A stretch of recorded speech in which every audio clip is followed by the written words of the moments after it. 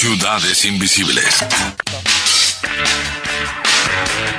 Regenerades. Un espacio de género y derechos humanos.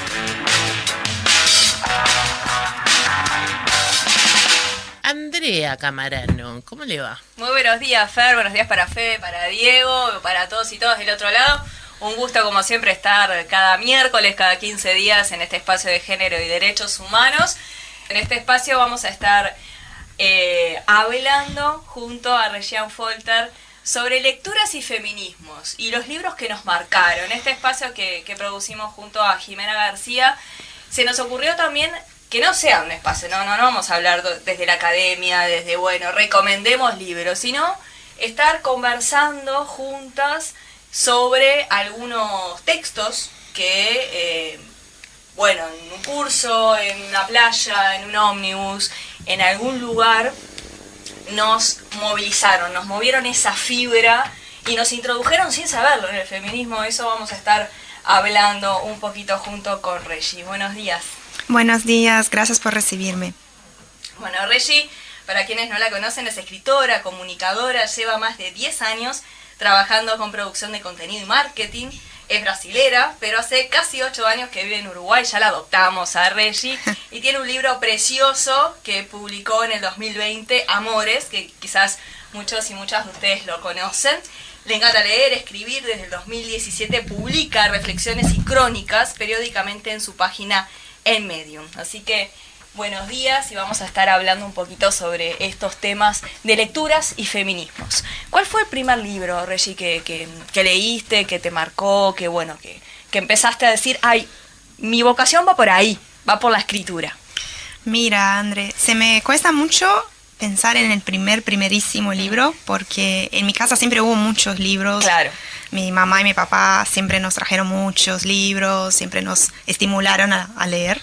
Mamá maestra, o sea, te puedes imaginar. Sí, sí. Pero yo creo que un libro que me marcó mucho y que leí de chica es Mi planta de naranja lima, que fue el primer libro capaz menos infantil que leí, y me acuerdo que me marcó un montón, me impactó mucho, la historia es muy bonita, habla mucho sobre crecer, sobre los afectos, las amistades, y también fue el primer libro que me hizo llorar, porque creo que antes, viste, cuando sos más chiquita, capaz lees libros que siempre terminan con un final muy feliz y todo es muy perfecto, y este libro tiene su parte más trágica, entonces me acuerdo de leerlo y sentir esa emoción por primera vez y me impactó muchísimo, y hasta el día de hoy los libros que me generan ese tipo de emoción tan fuerte son mis preferidos. Todo creo que gracias a Mi planta de naranja lima.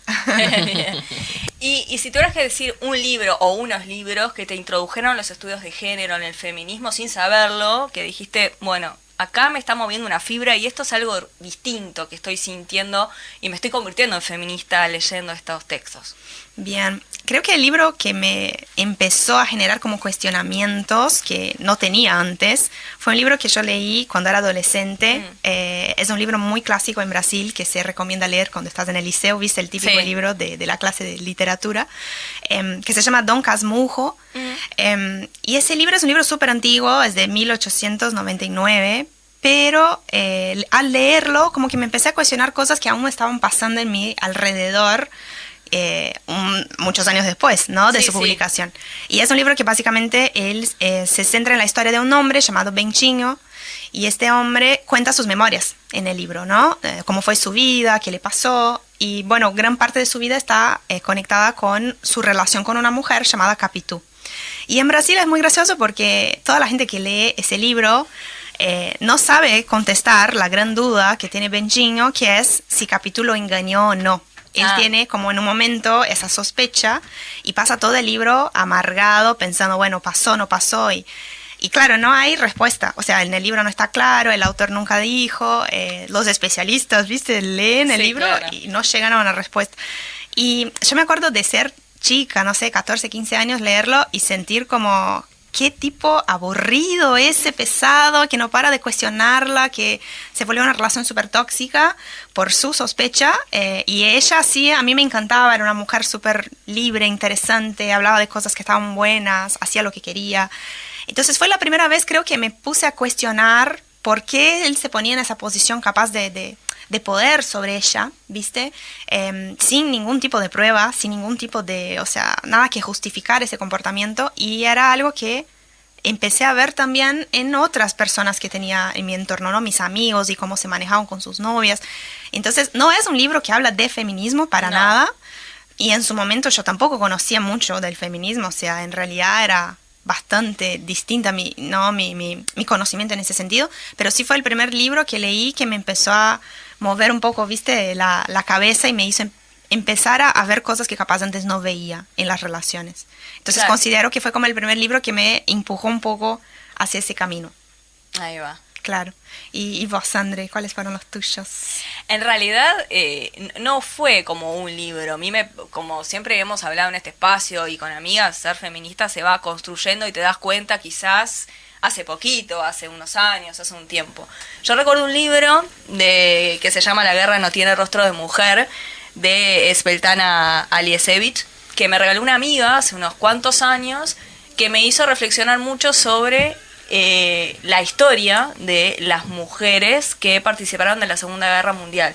En primera persona, esta periodista entrevista a estas mujeres desde cómo empezaron a participar del ejército, o sea, las que realmente estuvieron presentes. Y siempre lo que decimos es que lo que no se nombra no existe. Bueno, ellas están nombradas, le ponen voz, le ponen rostro a estas narraciones, y eso me hizo como mover la fibra de que sin saberlo me empezó a introducir en el feminismo, porque muestra a las mujeres valientes. Entonces me pareció sumamente interesante, que me lo descubrí recién hace poco. Digo, este libro fue de los primeros que leí que relata historias en primera persona de mujeres. Entonces me pareció sumamente interesante. Después, bueno, yo leí hace muchos años también La mística de la feminidad de Betty Friedan, que bueno, quizás ahora descubro, ¿no? Estudiando estudios de género, que es una de las precursoras, por supuesto, también, y ahora empezás como a revisar y problematizar los problemas que tenemos ahora, ¿no? En el siglo XXI, los temas de cuidados, cuando hablamos del malestar que no tiene nombre, ese malestar es justamente la desigualdad de género, que lo empezás como a ver de a poquito, ¿no? En esa fibra que te va moviendo de a poco. Pero bueno, nada, me parece que son esos dos libros que leí en su momento y ahora descubro que por lo menos a mí me movilizaron. Ahí va. Y hablando con Jime, también que hoy no pudo participar, pero sí también lo hemos hablado varias veces, ella, el libro que la movilizó fue el de Tomates Verdes Fritos. De hecho su Twitter es así, su Instagram es así, porque es un libro que cuenta historia de mujeres que se vinculaban, se defendían entre ellas, y algo de sororidad está ahí en el aire en ese libro. ¿A vos, Fer? ¿Algún libro que quieras compartir o algo que te parezca? No, quiero compartir un par de mensajes. Daniela Brandon dice: me pasó lo mismo con mi planta de naranja lima y era relativamente chica. Lindísimo programa, Ciudades Hoy, gracias. A Amelia nos está escuchando desde Buenos Aires y bueno, les manda saludos, gurisas. Buenísimo, y está buenísimo esta interacción con las y los oyentes que nos cuentan también esos libros que las movilizaron y los movilizaron, y también hablar de personajes. Me parece que también está bueno que cuando hablamos de libros tenemos que hablar de los personajes que nos movieron y que nos dimos cuenta que por acá va algo que hay que representar, ¿no? Claro. ¿Qué personaje te parece a vos que te movilizó como feminista? Bueno, esa pregunta me generó un montón de reflexión en realidad, porque me puse a pensar los personajes que conocí de chica, ¿viste? Claro. Y me costó encontrar como personajes. Por eso mismo te iba a acotar, ¿no? Porque cuando hablamos de los libros que leímos de niñas y adolescentes, y bueno, ¿a qué nos remontamos? A las princesas. Claro. Y no. Claro. ¿No? Digo, quizás ahora es mucho más sencillo si le hacemos esta pregunta a una niña, porque hay otros libros y otros textos que te movilizan distinto, que eso está bueno. Sí. Pero a nosotras hablábamos de todo, la cultura Disney, ¿no? Que hay un episodio que hicimos con Jimé de Regenerades sobre eso justamente. Totalmente, sí, me pasó exactamente eso. Pero bueno, me pude acordar de dos personajes que se llaman Narizinho y Emilia, que son de una serie de libros del autor brasileño Monteiro Lobato. Narizinho es una niña, justamente, y Emilia es su muñeca que cobra vida en un momento. Son libros muy, muy clásicos también para niños y niñas en Brasil. Y a mí me encantan esos dos personajes y creo que fueron como los personajes más feministas de mi infancia, porque ellas eran súper aventureras, súper exploradoras, como no eran la típica princesa que se queda solo dentro de un lugar muy cuidado, viste, haciendo cosas así pasivas y tranquilas, que también lo hacían, pero bueno, les gustaba mucho más la parte de salir a jugar a la pelota o explorar el lugar donde vivían, y jugaban ahí a la par de los chicos. Y otra cosa que también estaba buena era que estos chicos también, cuando ellas querían jugar a la muñeca, también se juntaban a ellas. Entonces me parecía como que era un tipo de infancia muy libre la que vivían en estos libros.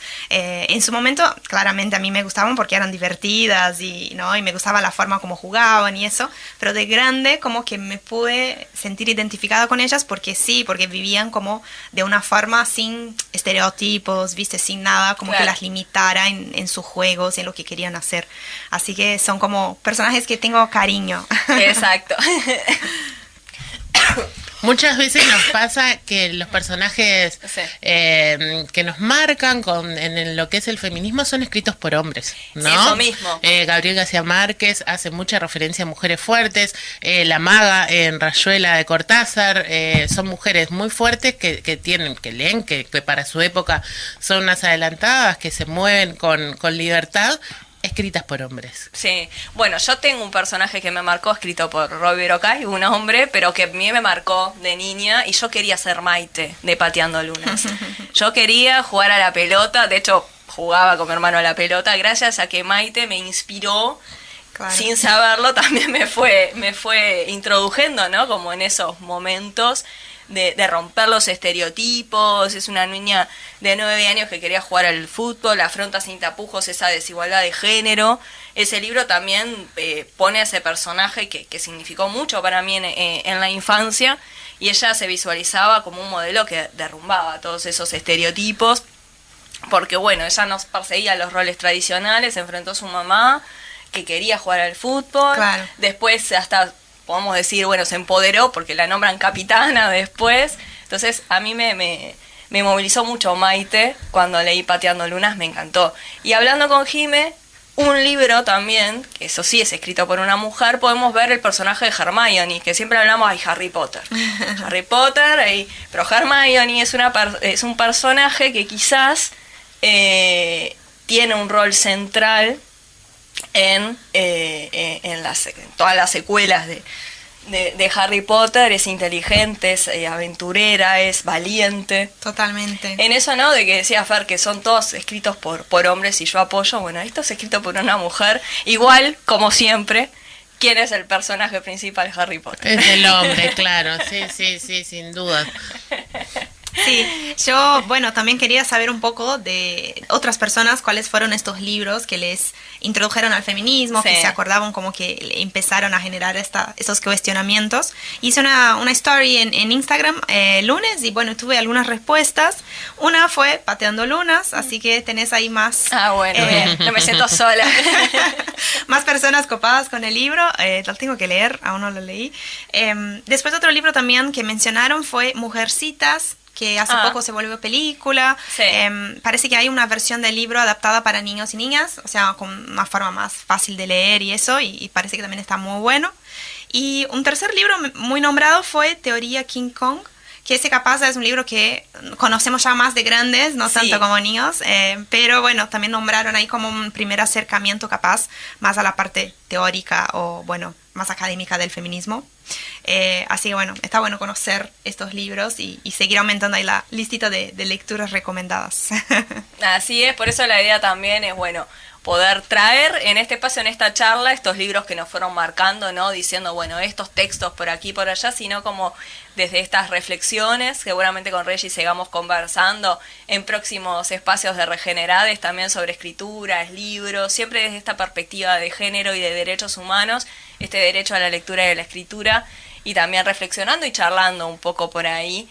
Así que muchísimas gracias por estos minutos. No sé si a alguno se le ocurre algún otro personaje para comentar. No, algún personaje mensaje. no, pero en esto que hablamos de derechos humanos y que con Diego veníamos hablando de memoria, el libro de las expresas políticas es un libro que habla de mucho de feminismo, porque en la cárcel esa interactuación y esa comunidad que se generó Sí. entre las presas es feminismo, Claro. aunque alguna no se sienta feminista, pero Chela Fontora la otra vez en la nota que le hacíamos el Día de los Liberados nos hablaba de feminismo y nos hablaba de su presencia en la marcha del 8 de marzo como expresas, y me parece que escribir para que nosotros sepamos lo que pasaron y que quede en negro sobre blanco, como solemos decir, es un libro súper recomendable. Exactamente, que no tiene que hacer eso de feminismo. Lo que me pasó a mí con La guerra no tiene rostro de mujer, que no es un libro feminista para nada, pero es narrado por mujeres, contando lo que ellas vivieron, Claro. que claramente es importante también porque lo pones en la voz, lo nombrás. Es que yo creo que muchas veces nos decimos, vi a una periodista, actriz o algo hace poco que decía, yo no me considero feminista, yo quiero la igualdad. Capaz sos feminista y no te diste Claro, cuenta. seguramente. Y bueno, con los libros nos pasa eso, no tienen por qué hablarnos de feminismo ni usar ese término, pero sí, son claramente feministas. Sí, es que a veces también creo un poco ¿quién lo que... suelteó? Yo acá, Diego. Pasa un poco de que tenemos como tan naturalizado la cantidad de cambios que se han dado, en realidad hay que a veces un poco como alejarse de toda la situación y del entorno para darse cuenta de en relativamente poco tiempo histórico los cambios profundos que se están empezando a dar en un montón de cabezas y en la sociedad, para decir, bueno, claro, en realidad cuando te pones a pensar un poquito, es normal que existan a veces como estas cuestiones de gente que tiene ciertas ideas que por ahí no les llama de esta forma, porque por ahí ni siquiera se acercó a llamarles así, no se dio un espacio de militancia que le abrigue de esa manera, que se sienta cómoda, pero bueno, en realidad a veces como que el mundo de las redes y todo eso nos tiende a hacer pensar que todo ya como que cambió demasiado y los No. procesos culturales y sociales son lentos. Exacto. Son Bueno, lentos, pero además Sí. vos decís, yo leí Mujercitas. Bueno, es un clásico Mujercitas. Pero si vos te pones a pensar en el personaje de Josephine, ¿qué más feminista que Josephine? sí, sin duda. O sea, desde mucho más allá de Mary Louise Alcott, le estoy diciendo bien, hablamos de cuentos de mujeres narrados por mujeres y con mujeres que hacen cosas. Claro. También lo que hablábamos con Nicolás Sosa hace 15 días, que hay que leer feminismo. Los hombres también tienen que leer feminismo, porque también es la forma de lograr ese cambio cultural entre todos y todas. Y no solamente, como decías Diego, libros feministas, sino estos Claro. libros que con Reyes estuvimos conversando, que quizás no son con el motus, ¿no?, de Simone de Beauvoir, pero tratamos de traer. Tiramos un par, pero podemos hablar un montón, y que les invitamos a que Sí. en el canal en YouTube de Regenerades, en el Instagram de Regenerades y en el canal de YouTube de Ciudades Invisibles también comenten cuando subamos este espacio para también conocer un poquito más sus opiniones. Así que muchísimas gracias por estos minutos y nos reencontramos en 15 días. Regián Folter, un gusto como siempre. Un gusto, gracias. Estás escuchando Ciudades Invisibles.